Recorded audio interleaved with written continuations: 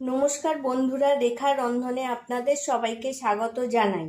আজকে আমি সাদা কাশ্মীরি আলুর দমের রেসিপি নিয়ে আপনাদের সামনে হাজির হলাম। এই পদটি রুটি, লুচি ও পরোটার সঙ্গে খেতে ভালো লাগে। চলুন তবে সাদা কাশ্মীরি আলুর দম বানানো যাক। আমি এখানে 500 গ্রাম আলু খোসা ছাড়িয়ে ভাপিয়ে রেখে দিয়েছি। কড়াইতে আমি 4 চামচ সাদা তেল নিয়ে নিয়েছি। এবার আলুগুলোকে ভেজে নেব।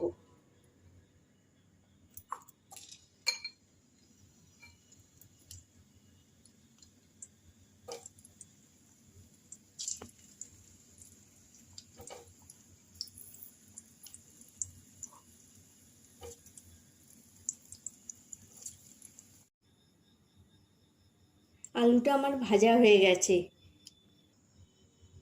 এবার তেলে আমি একটা তেজপাতা, 4টে লবঙ্গ, 2টো ছোট এলাচ আর 2টো দারচিনি ফোড়ন দিলাম।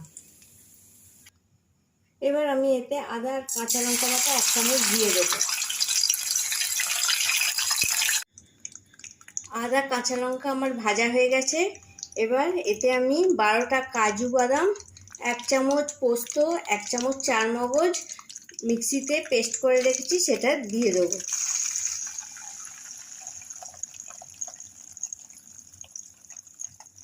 এবার ভালোভাবে মিশিয়ে নেব।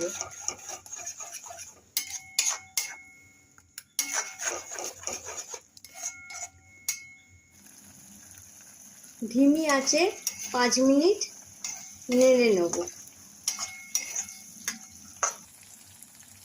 এবার এতে আমি ফেটিয়ে রাখা 4 চামচ টক দই দিয়ে দেবো। দিয়ে ভালোভাবে মিশিয়ে নেব।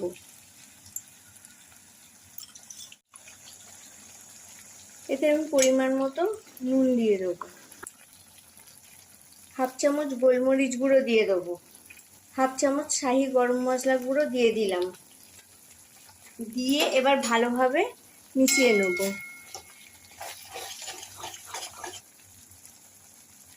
এবার এতে বাটি ধোয়া জলটা দিয়ে দেব।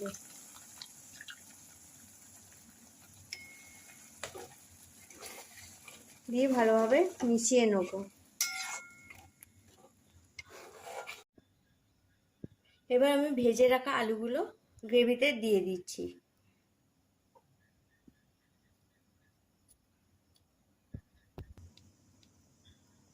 1 চামচ চিনি দিয়ে দেবো। এবার আমি ঢাকা দিয়ে আলুগুলো 10 মিনিটের জন্য সেদ্ধ হতে দেবো। সাদা কাশ্মীরি আলুর দম আমার তৈরি হয়ে গেছে। এবার আমি পরিবেশন করে দেবো।